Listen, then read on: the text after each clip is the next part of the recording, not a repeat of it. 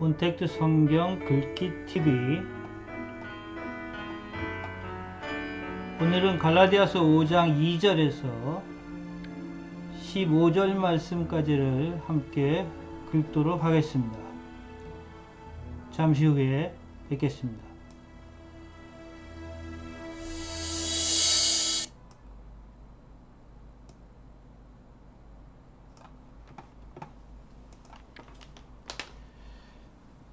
예, 안녕하세요.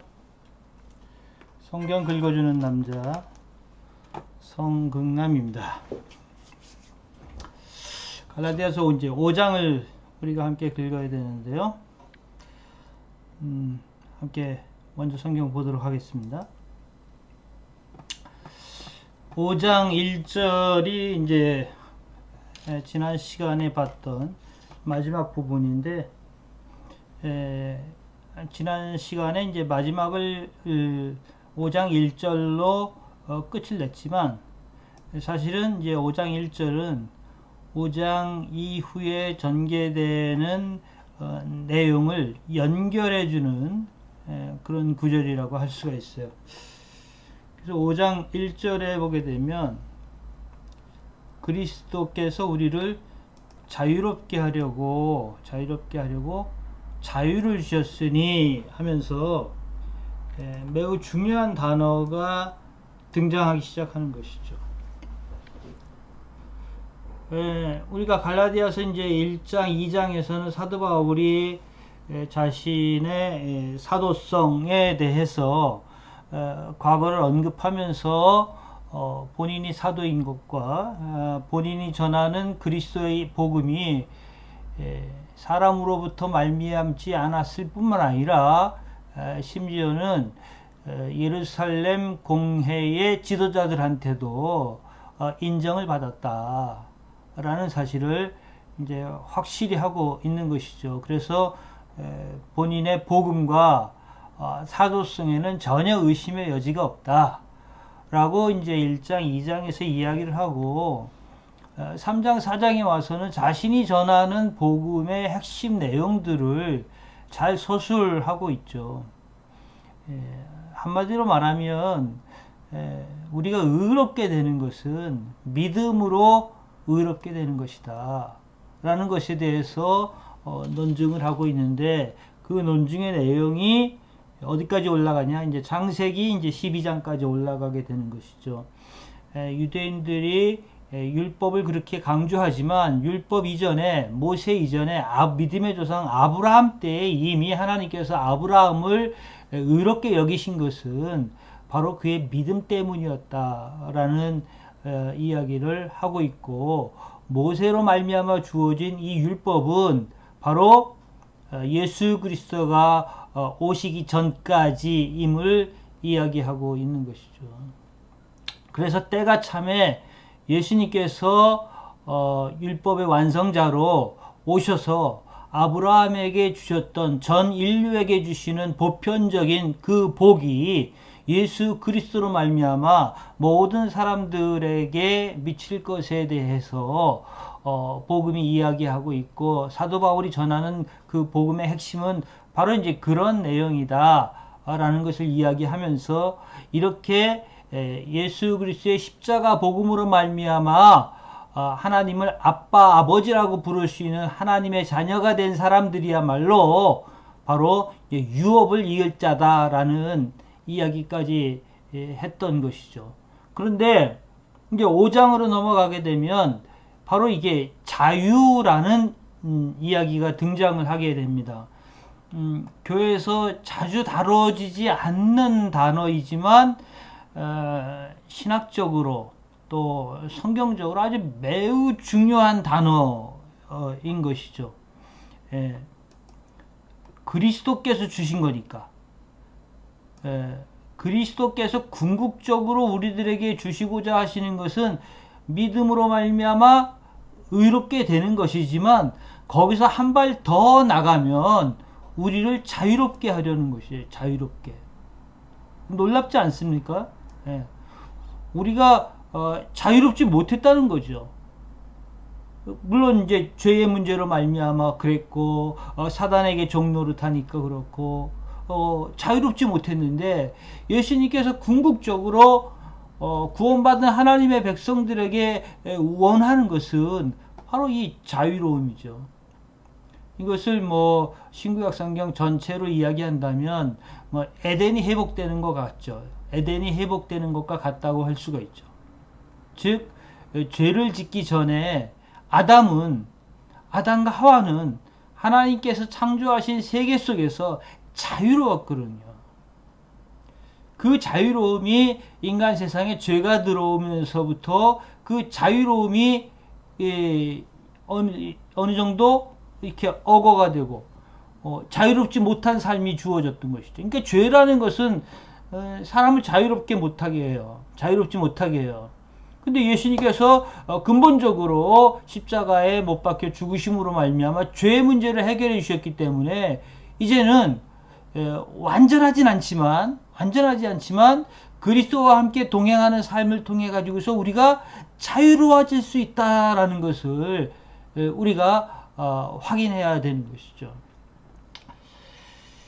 교회 다니는 성도들이 이 정도 수준에까지 이 그리스도인의 자유의 단계까지 깨우치고 그런 자유로운 삶을 사는 성도들을 만나기가 그렇게 쉽지 않아요. 제가 이제 모태신앙으로 어려서부터 오랫동안 지금까지 교회에 머무는 사람으로서 한국교회 성도들을 판단한다면 온전히 그리스도인의 자유를 누리면서 사는 이 단계까지 오른 성도들 만나기 힘들어요. 심지어는 목사님들조차도 이 그리스도인의 자유를 누리지 못할 뿐만 아니라 이걸 알지 못하기 때문에 전하지 못하는 경우도 많아요. 오해도 많아요. 성경 갈라디아서에서 자유가 언급되어 있으니까 이제 겨우 한다는 정도는 어느 정도냐면 죄로부터의 자유예요.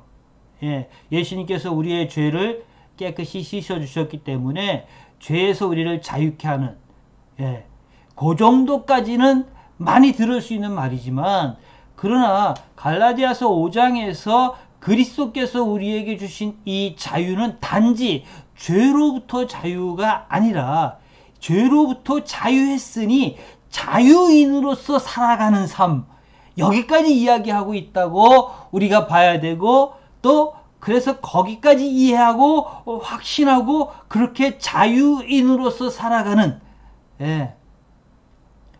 그런 성도야말로 최상의 성도가 아니겠는가. 그런 성도는 마치 그 천국을 우리가 아직 가진 않았지만 천국을 사는 것과 같은, 왜? 천국이라는 것은 뭐 요한계시록에 표현되어 있듯이 뭐 금은보화 가득하고 뭐 그 정도 가지고서 얘기하면 안 되는 것이죠. 그럼 세상에서 그 정말 돈 많은 사람들, 집에다가 금은보화를 쌓아놓고 사는 사람들, 그 사람들이 천국이겠네요? 천국에서의 가장 멋진 삶은 자유로움이죠. 하나님 품 안에서 영원한 자유로움을 누리게 되는 것이 어떤 얽매임도 없이. 그 이야기를 갈라디아에서 저는 하고 있다고 생각을 합니다. 그래서 이 복음을 갈라디아 교회 성도들에게 사도 바울이 전했는데 이 갈라디아 교회 성도들이 몰래 들어온 이 거짓 선생들의 말에 미혹이 돼가지고서 이 자유를 버리고 다시 이제 종의 몽해를 매는 이 소식을 듣고 나서 사도 바울이 너무 안타까운 마음에 절절한 표현을 써가면서 갈라디아 교회에 편지하고 있다라는 것이죠. 그래서 갈라디아서 뭐 3장 4장 말씀도 복음의 핵심으로 매우 중요하지만 저는 오히려 갈라디아서 이제 5장 6장에서 언급하고 있는 이 그리스도인의 자유, 이 부분이 최소한 갈라디아서에서는 더 중요하다 이렇게 생각을 해요. 왜냐하면 우리가 누군가에게 어떤 것을 강조해서 이야기하고 싶을 때 보통 언제 얘기를 하냐? 결론적으로 마지막으로 이야기하는 부분. 예. 그게 이제 매우 중요한 이야기이기 때문에 최소한 갈라디아서에서 사도 바울이 이야기하고 있는 핵심은 믿음을 뛰어넘어서 저는 자유라고 생각을 하는 것이죠. 그런데 이 그리스도인의 자유 문제를 온전히 이해하기 위해서 사도 바울이 4장에서 언급한 내용이 뭐냐면 4장 21절에서 31절까지 거기에 뭐가 나오냐면 하갈과 사라 이야기가 나오는 것이죠. 그리고 사도 바울은 그 편지에서 24절에서 이것은 비유니라고 말하고 있거든요. 이 비유를 잘 이해할 때 이제 5장으로 넘어가 가지고서 자유의 문제를 온전히 이해하게 된다라는 것이죠. 그래서 자유의 문제를 우리가 긁기 전에 4장 21절부터 31절까지에서 나왔던 이 비유를 다시 한번 언급하고 성경을 긁으려고 합니다. 거기에 보게 되면 이것은 비유다라고 말하면서 두 언약이 나오거든요. 두 언약의 내용이 이렇게 나오고 있는데 그것이 서로 대조되고 있다라는 것을 우리가 캐치를 해야 되는 것이죠. 두 언약은 아브라함에게서 태어난 두 아들에 대한 이야기인 것이죠. 여종의 몸을 통해서 태어난 여종 하갈의 몸을 통해서 태어난 이스마엘과 그리고 본처인 사라의 몸을 통해서 태어난 이삭 이야기를 하고 있는 것이죠. 요걸 두 언약으로 소개를 하고 있는 것을 볼 수가 있습니다. 그러니까 한 아들은 여종의 몸에서 태어났고 한 아들은 자유 있는 여자의 몸에서 태어났다라고 말하고 있거든요. 그냥 사라라는 표현도 괜찮은 표현인데 사라라고 말하지 않고 그 사라를 자유 있는 여자라고 말하고 있는 것이죠. 그래서 종의 몸에서 태어난 이 이스마엘은 육체를 통해서 태어난 것이고 그것은 하나님의 약속과 상관없이 인간의 얇은 생각 속에서 태어난 아들이니까요. 그런데 자유 있는 여자의 몸에서 태어난 이삭에 대해서는 뭐라고 말하면 약속으로 말미암아 태어났다라고 말씀하고 있는 것을 볼 수가 있습니다. 그러니까 여종과 자유 있는 여자가 대조되고 있고 육체와 약속이 대조되고 있죠. 육체와 약속이 대조되고 있습니다. 그리고 또 이 육체로 말미암아 태어난 이 아들은 신의 산으로 연결시키는 것을 볼 수가 있어요. 신의 산에서 무슨 일이 있었어요? 신의 산에서 율법을 받았거든요. 율법을. 그런데 신의 산에 대조되는 표현이 뭐냐면 위에 있는 예루살렘이다라는 것이죠. 위에 있는 예루살렘. 지금 땅에 있는 예루살렘하고 그러니까 지금 있는 예루살렘은 철저한 유대주의에 철저했던 예루살렘인 것이죠. 그것에 대조되는 개념으로 26절에 위에 있는 예루살렘을 이야기하고 있습니다. 즉 신의 산과 지금 있는 예루살렘은 율법을 이야기하는 거고 위에 있는 예루살렘은 복음을 이야기하고 있는 것이죠. 3장 4장에서 이야기하고 있는 오직 십자가의 복음, 예수 그리스도를 믿음으로 말미암아 구원 얻는 그 복음 이야기를 또 여기서 대조시키고 있는 것을 볼 수가 있습니다.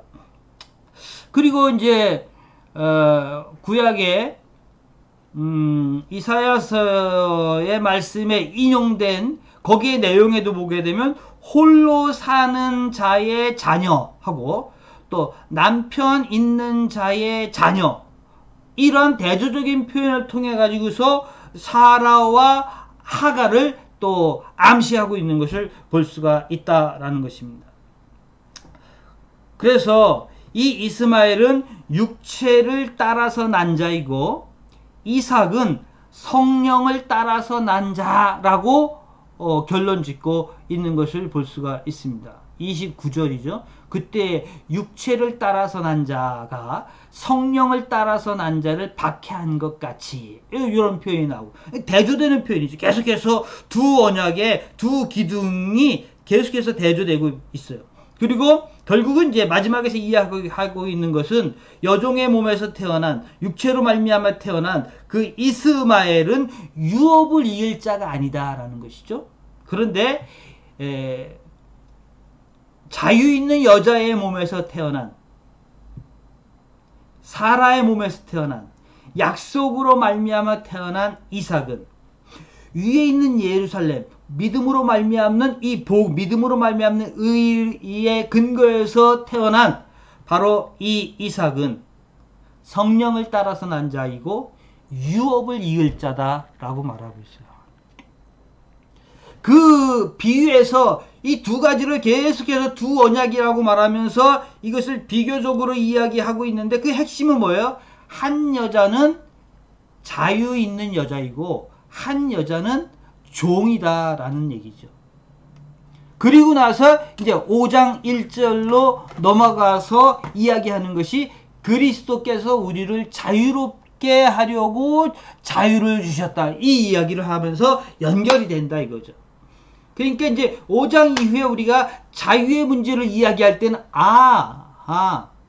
육체를 통해서 태어난 이스마엘, 여종의 몸에서 태어난 이스마엘이 아니라 우리는 자유 있는 여자의 몸에서 태어난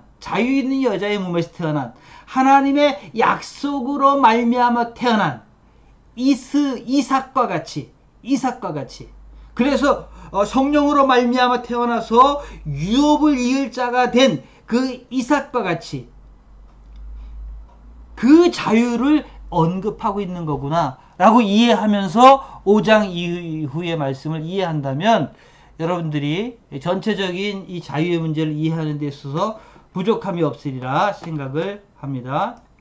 서론이 좀 길었어요. 왜냐하면 이 자유의 문제를 우리가 잘 이해를 해야 되기 때문에 그렇습니다. 그리스도인의 자유인 것이죠. 그럼 그리스도인의 자유에 대해서 오늘 5장 2절부터 함께 보도록 하겠습니다. 보라, 나 바울은 너희에게 말하노니, 갈라디아 교회 성도들에게 말하노니, 오늘날 믿는 우리 모두 그리스도인들에게 말하노니, 너희가 만일 할례를 받으면 이제 할례하면 연상하면은 신의 산을 연상을 해야 되는 것이죠. 율법을 연상해야 되는 것이죠. 할례를 받으면, 너희가 만일 할례를 받으면 그리스도가 너희에게 아무 유익이 없느니라. 예. 너희가 할례를 받으면 그리스도께서 너희에게 아무 유익이 없다 라고 이야기합니다. 이 이야기는 뭐냐면, 지금 갈라디아 교회에 몰래 들어와가지고 갈라디아 교회 성도들을 미혹하고 그랬던 사람들이 어떤 사람들이냐? 바로 이 율법주의자들이었던 것이죠. 율법주의자들. 그 사람들은 갈라디아 교회 성도들에게, 야, 너희가 구원받았다고? 너희는 할례를 안 받았잖아. 예. 할례를 받아야지. 예? 모세 율법에 봐, 할례를 받아야지 이게 구별된 사람이지 않느냐라고 말하면서 성도들의 믿음을 흔들었던 것이죠. 그러니까 거기 또 흔들렸어. 그러니까 사도 바울이 그것에 대해서 안타까워서, 너희들이 만약 할례를 받는다면 그리스도는 아무 유익이 없다, 이렇게 극단적인 이야기를 하고 있는 것입니다. 내가 할례를 받는 각 사람에게 다시 증언하노니, 마음이 흔들려서 할례를 받겠다는 사람들에게 내가 다시 한번 강조해서 말하는데, 그는 율법 전체를 행할 의무를 가진 자니라. 율법에 따라서 할례를 받아야 된다고 해서 할례를 받았어. 그러면 너희들이 할례를 받은 너희는 뭐 해야 되는지 알아? 율법에 있는 그 수많은 내용을 다 지켜야 돼. 다 행해야 될 의무가 있는 거야. 예. 그렇지 않으면 너희가 구원 못 받아. 이렇게까지 이야기하고 있는 거죠. 4절, 율법 안에서 의롭다함을 얻으려는 너희는, 그래서 할례를 받아야 한다고 하는 너희는 그리스도에게서 끊어지는 것이다. 그리고 그리스도의 은혜에서는 떨어지는 것이다. 아주 강경하게 이야기하고 있죠. 극단적으로 이야기하고 있어요. 예. 너희가 자꾸 할래 이야기하면서 그러면은 그 너희 율법 전체 다 지켜야 돼. 예. 율법 다 지켜야지 의로워지는 거야. 그러면 너희는 그리스도하고 상관없어. 그리스도에게서 끊어진 자요. 하나님의 이 십자가의 은혜에서 떨어져 나가는 것과 똑같아 라고 말하고 있어요. 5절 우리가 성령으로 믿음을 따라 성령으로 믿음을 따라 의의 소망을 기다리노니. 그렇죠. 이건 뭐 다 동격이라고 볼 수 있어요. 믿음이 아니고서는 구원 얻을 수 없어요. 누구든지 성령으로 말미암지 않고는 하나님을 아버지라고 부를 수가 없어요. 믿음과 성령, 그리고 이 믿음으로 말미암으면 우리가 의롭게 돼요. 그러니까 단어적으로는 다르지만 뭐 동의어나 마찬가지의 의미를 담고 있는 것이 성령, 믿음, 의라고 할 수가 있는 것이죠. 6절 그리스도 예수 안에서는 자 이제 우리는 그리스도 예수 안에서 구원받은 자들이야.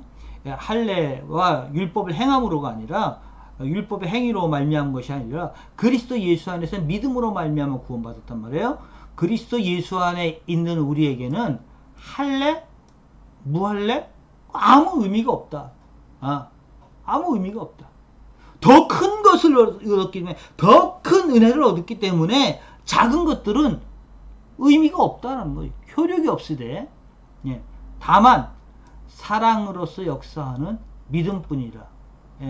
그러니까 그리스도 예수 안에서 우리가 강조하는 것은 뭐예요? 믿음으로 말미암는 의고 그것은 사랑으로 역사하는 믿음이에요. 십자가에 담긴 의미는 하나님의 크신 사랑이죠. 독생자를 우리에게 내어주시기까지 죽기까지 사랑하시는 하나님의 그 놀라운 사랑, 그것이 다른 표현을 하면은 은혜인 것이죠. 은혜가 우리들에게 주어졌어. 그 놀라운 은혜와 십자가의 사실을 믿음으로 받아들여 수납해서 예수를 나의 구주로 영접하게 되면 바로 이것이 바로 구원의 길인 것이죠. 그거면 된 것이지 거기에 보태서 할례를 받아야 되느니 많이 하는 것은 아무 효력이 없다라는 것입니다. 7절 너희가 다름질을 잘 하더니 그래 내가 복음 너희들에게 복음을 전하고 나서 여태까지 너희들이 다 잘 따라왔고 달려왔는데 누가 너희를 막아 진리를 순종하지 못하게 하더냐 하면서 이 갈라디아 교회에 몰래 들어온 이 율법주의자들에 대해서 지적을 하고 있는 것이죠. 너희가 잘 달리고 있는데 중간에 껴가지고서 엉뚱한 소리 해대는 율법주의자들에게 너희들이 지금 흔들린 거 아니냐라는 것이죠. 그래서 결과적으로 앞에서 이렇게 언급하고 있는 진리를 순종하지 못하게 하는 그런 결과를 낳았다라는 것이죠. 여러분 이런 구조는 오늘날 교회 안에서도 많이 보여지는 거예요.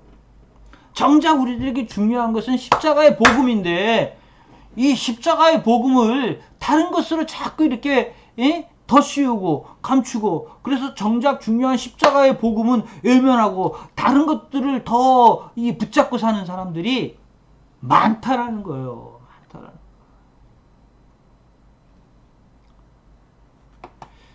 8절 그 권면은 너희를 부르신 이에게서 난 것이 아니니라. 그런 그 할례를 받아야 되니 말아야 되니 하는 그런 율법주의적인 가르침들은 너희를 부르시니 누구요? 예수 그리스도께서 하나님께서 너희를 부르셨는데 그분에게서 난 것이 아니다라는 것이죠.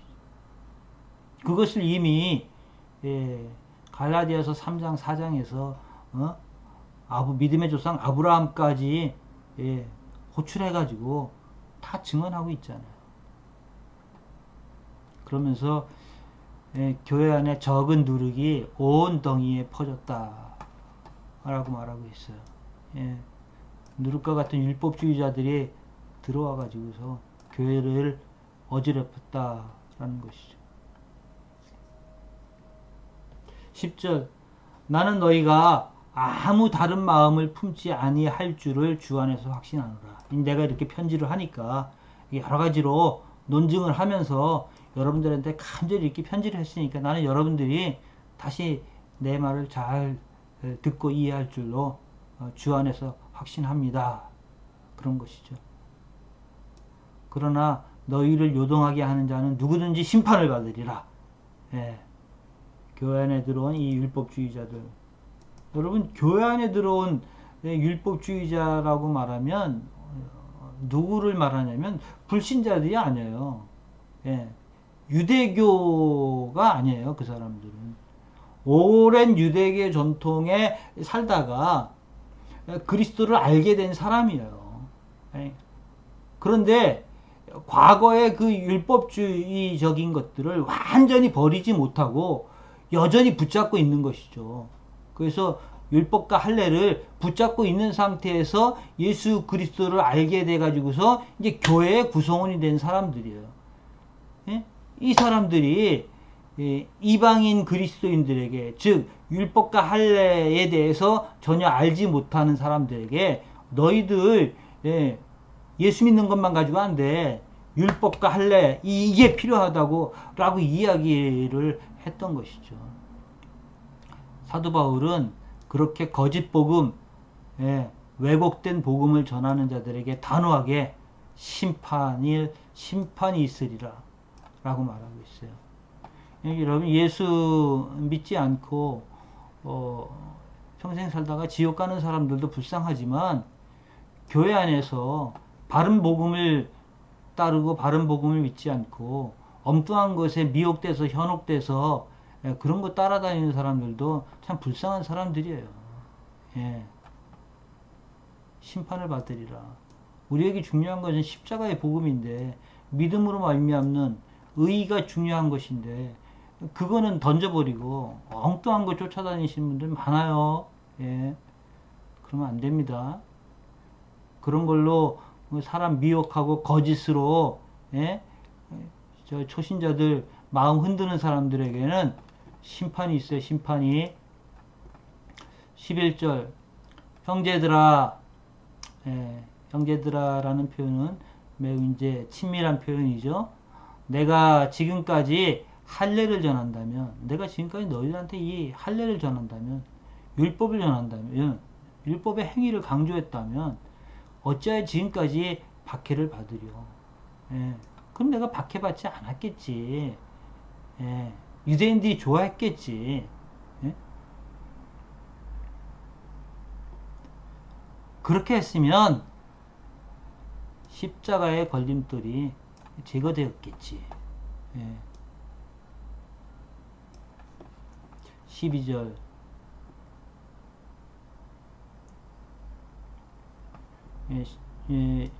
공동 번역에 내가 아직도 할례를 전하고 있다면 내가 전하는 십자가가 걸림돌이 되지는 않을 것입니다. 그런데 지금 사도 바울은 뭘 전하니까? 십자가를 전하니까. 십자가의 복음을 전하니까 자꾸 사도 바울을 박해하고 핍박하고 사도 바울이 무슨 사도냐라는 항변을 듣고 그런 걸림돌들이 계속해서 있는 것은 사도 바울이 십자가의 복음을 전했기 때문이에요. 거짓이 난무하는 세상에서는 십자가의 복음을 전하면 어려움이 많이 있어요. 그러나 그럼에도 불구하고 우리는 하나님의 은혜를 쫓아 사는 사람들이기 때문에 이 십자가의 복음을 놓을 수가 없어요. 십자가의 복음. 우리가 전하는 것은 십자가의 복음이지 다른 어떤 것이 아닙니다.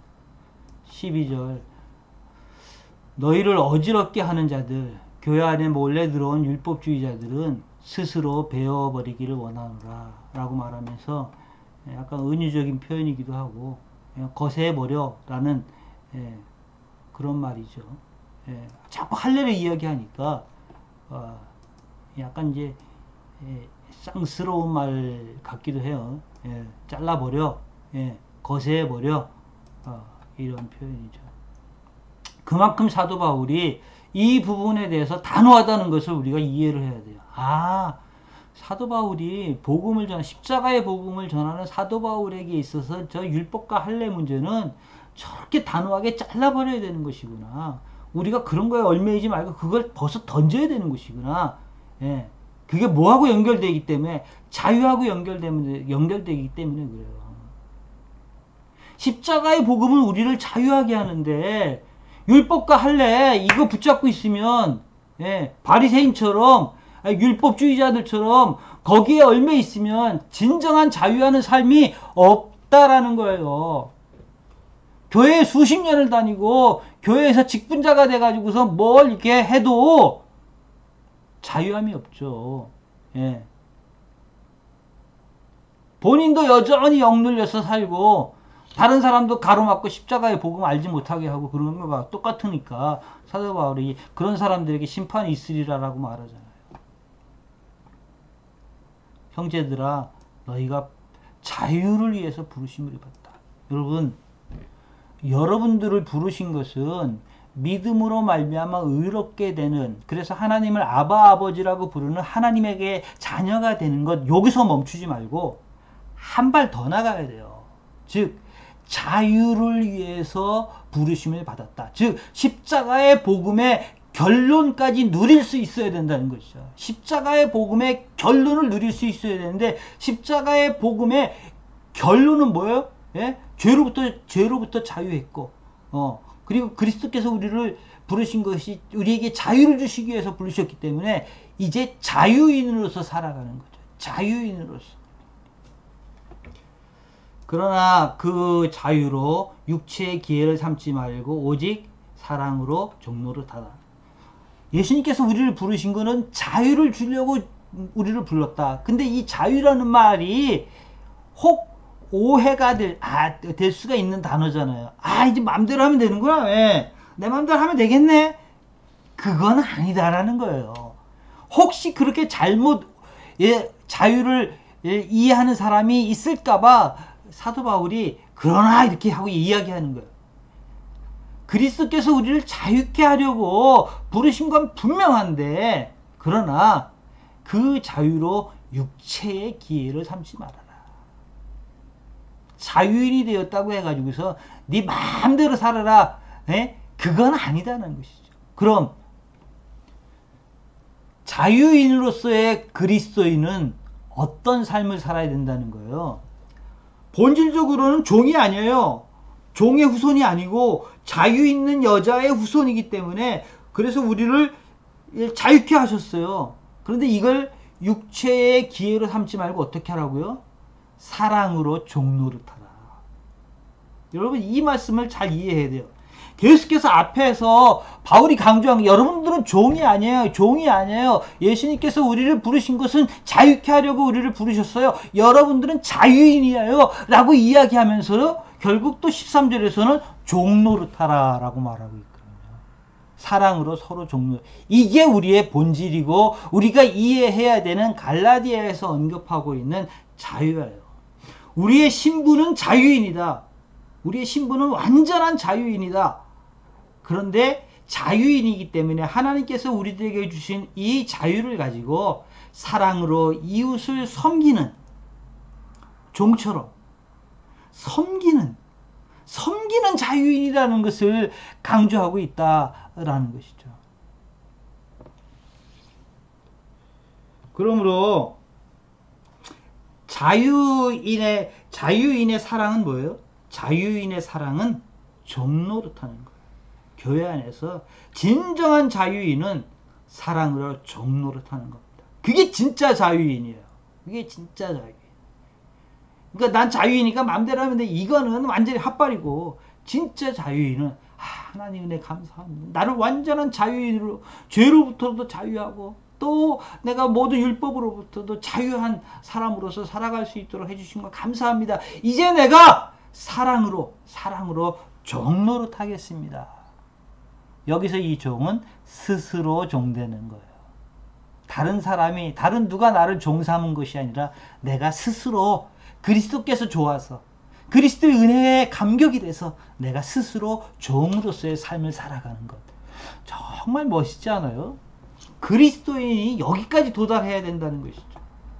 14절 온 율법은 내 이웃 사랑하기를 내 자신과 같이 하라 하신 한 말씀에서 이루어졌느니라. 자, 앞에서 율법과 할례에 대해서 부정적으로 이야기를 하면서 다시 여기서는 율법을 뭐라 그래요? 율법을 한마디로 말하면 레위기 19장 18절을 인용을 해서 뭐라고 말해요? 내 이웃 사랑하기를 내 자신과 같이. 이웃 사랑하는 것. 예. 이 이웃의 범주를 이제 어디까지 두느냐? 예. 그것은 이제 여러분들의 사랑의 크기가 되는 거예요. 예, 사랑의 크기. 나는 뭐 우리 교회 사람만 사랑할 거야 하면 여러분들의 사랑의 크기가 그것밖에 안 돼요. 나는 대한민국 민족을 사랑할 거야. 나는 열방을 사랑할 거야. 예, 나는 나와 정체성이 다른 사람까지도 사랑할 거야. 나는 장애인을 사랑할 거야. 모든 약자들을 사랑할 거야. 이렇게 할수록 여러분들의 사랑의 부피가 커지는 거죠. 커지는 거죠. 이것이 율법을 이루는 것이다. 예. 온 율법이 바로 이 한 말씀에서 다 이루어지는 것이다. 여러분들이 그래서 자유인으로서 스스로 종된 자로서 사랑으로 종노릇하면서 이웃 사랑하기를 실천을 하면서 그 부피를 사랑의 부피를 키워나간다면 그것이야말로 온 율법을 다 이루는 것이 되는 것입니다. 마지막 15절에서 만일 서로 물고 먹으면 피차 멸망하지 않겠느냐. 예, 그러니까 관계 속에서 서로 물고 뜯고 하지 말아라. 그러면 둘 다 멸망한다. 제가 젊은 시절에 불렀던 양희은의 노래인가요? 거기 보게 되면은 깊은 산 속에 연못에 물고기 2마리가 살았는데 둘이 행복하게 잘 살았는데 어느 날 둘이 싸워요. 그래서 한 마리 물고기가 져가지고 한 마리 물고기가 죽어. 근데 그 한 마리 물고기가 썩으니까 물도 따라 썩어. 그러니까 나머지 한 마리도 결국은 그 썩은 물 먹다가 죽는다는 것이죠. 예. 그 양희은 씨 노래 같은데, 그 작은 연못인가요? 예. 그런 제목이죠. 그런 거예요. 교회 공동체 안에서 우리가 서로 물고 뜯으면 피차 멸망할까 조심하면서 온 율법을 성취하고 사랑으로 종노릇하는 진정한 자유인들이 다 되시기를 주님의 이름으로 축복합니다. 오늘은 여기까지 성경을 긁었습니다. 여러분 이렇게 저와 함께 긁으니까 이 5장에서 시작되는 이 자유라는 말이 얼마나 크게 다가오는지 알겠죠? 예. 하나님께서 우리를 부르신 이 자유를 이 세상에 사는 날 동안에도 마음껏 누리면서 진정한 자유인으로서 사랑으로 종노릇하는 모든 분들이 다 되시기를 축복하면서 오늘 성경 긁기 여기서 마치도록 하겠습니다. 감사합니다.